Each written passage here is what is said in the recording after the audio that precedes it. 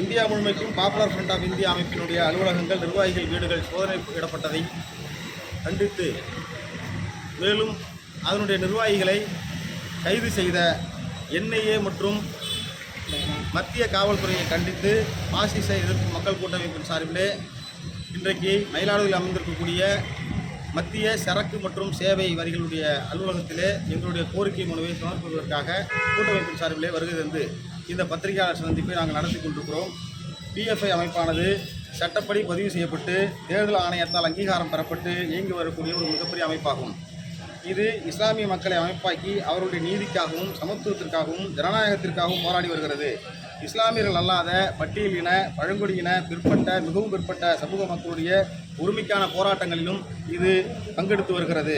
மேலும் ஆம்புலன்ஸ் சேவை, இரத்த தான முகாம், பேரிடர் காலங்களிலே பாதிக்கப்பட்ட மக்களுக்கு களத்தில் நின்று உதவி வருகிறது.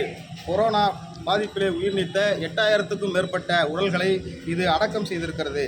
இப்படி பல மக்கள் தொண்டு செய்து வரும் இந்த அமைப்பு இஸ்லாமியர் மற்றும் இஸ்லாமியர் அல்லாத மக்கள் மத்தியிலே மிகப்பெரிய செல்வாக்கை பெற்று வருவதை பொறுத்து கொள்ளாத ஒன்றிய அரசு இன்றைக்கு NIA மூலமாக இவர்கள் பயங்கரவாதத்திற்கு உதவினார்கள், நிதி மற்றும் ஆள் சேர்த்தார்கள் என்கின்ற குற்றச்சாட்டை வைத்துக்கொண்டு அவர்களுடைய அலுவலகங்களை சோதனையிடுவது என்பதை பாசிச எதிர்ப்பு மக்கள் கூட்டமைப்பு வன்மையாக கண்டிக்கிறது.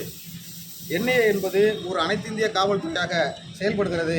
மாநில அரசின் சட்ட ஒழுங்கு பாதுகாக்கும் அதிகாரத்தை பறிக்கும் வகையிலே இருந்து கொண்டிருக்கிறது. அந்தந்த மாநில காவல்துறைக்கே தெரியாமல் நுழைந்து தேடுதல் வேட்டை, சோதனை, கைது என அரசியல் பழிவாங்கும் நடவடிக்கையை இந்த NIA தொடர்ந்து கொண்டிருக்கிறது.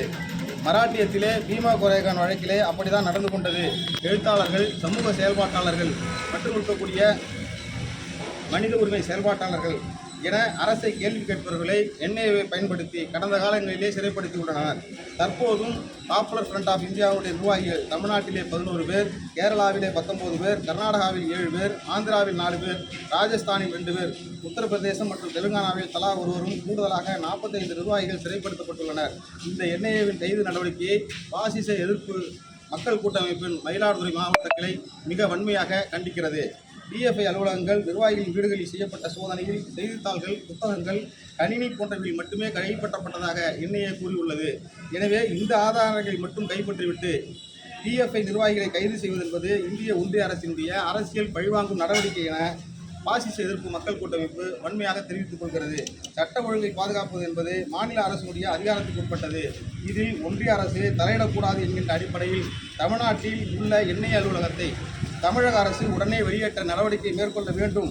சிறைப்படுத்தப்பட்டவர்களை உடனடியாக விரைந்து விடுவிப்பதற்கு நடவடிக்கைகள் மேற்கொள்ள வேண்டும் என தமிழக மற்றும் ஒன்றிய அரசுகளை பாசிச எதிர்ப்பு மக்கள் கூட்டமைப்பு கேட்டுக்கொள்கிறது.